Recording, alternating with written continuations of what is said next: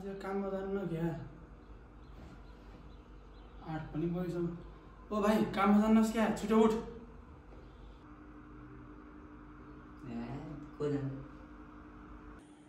किन उठेन यो, यसले झन् काममा जा भनेको थिएन।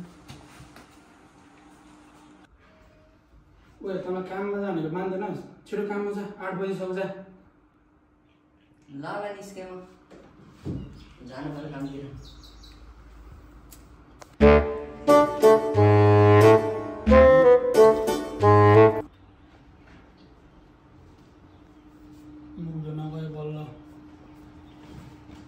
ए भाइ तेरो यति स्यालेरीले घर चलाउन पुग्दैन जस्तो छ हेर।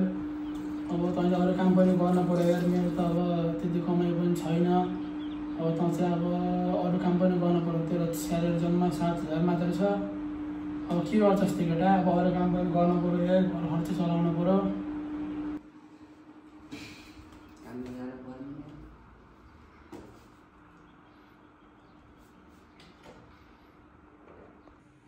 ल बस है दाइ, म गएँ कामतिर, घर हेरेर बस, बेलुका आउँछु अहिले।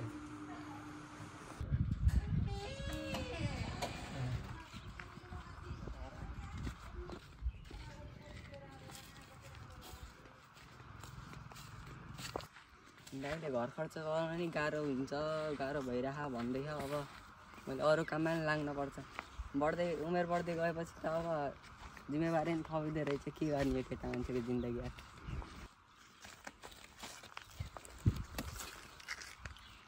दाइले भनेको कुरा नि सही हो एकतर्फ त, मेरो कमाइले अब कति नै चल्छ र कति नै, जम्मा 7,000 त हो। यसरी त घर चलाउन गाह्रो हुन्छ दाइलाई नि। अब यो नेपालको परिस्थिति हेर्दा पनि अब नेपालमा केही काम पाइला जस्तो छैन।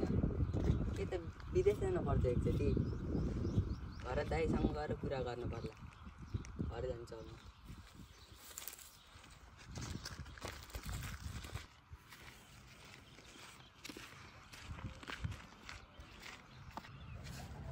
दाइलाई भन्नु चाहिँ कसरी, दाइ एक्लै छन् फेरि घरमा।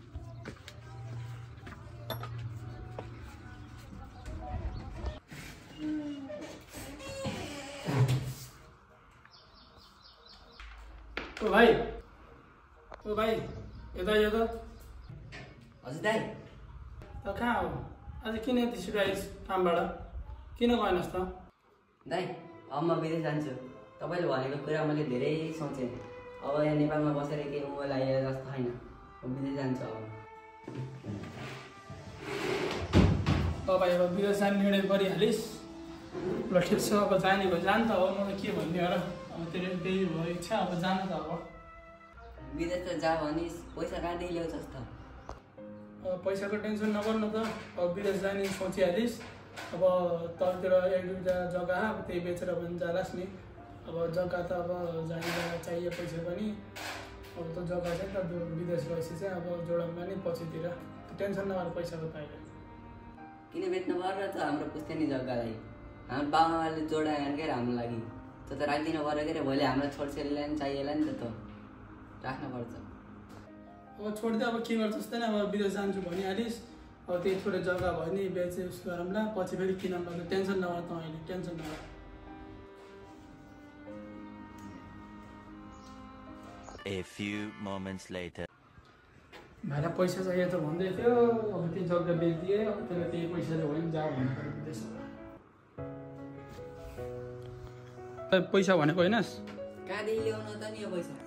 अब त्यही जग्गा थियो, अब त्यही बेचेर भयो नि ल्याइदियो नि। अब त विदेश जान्छु भनिहालिस्।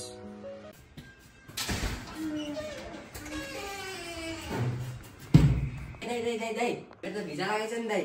हो र भाइ, कहिले लाग्यो? यो मलाई आज मात्र भनेको, यो कागज पत्र बुझेँ आज, अब भोलिको फ्लाइट छ अरे। हो र?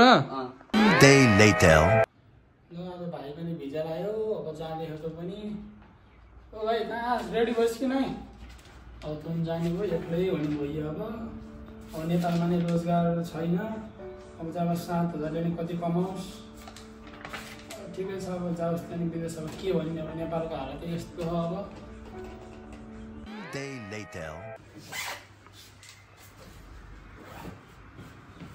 अब हेर्दा आफ्नै देश पनि छोड्न पर्ने स्थिति आइसक्यो। के भन्नु अब दाइ कता जानुभयो भाइ यहीँ हो ल अब ल छिटो गर्नु पर्यो विदेश जानु लाइस रे अब जा राम्रोसित ल अब विदेश जा आफ्नो खाना खाइरहेको ल भाइ ल मलाई फोन गरेस् ल है त अब एक्लै हो मेरो दाइ ल ल ल आफ्नो खाना के खाइरहेको गर्छ देशको स्थिति यस्तै हो नि त ल भाइ ल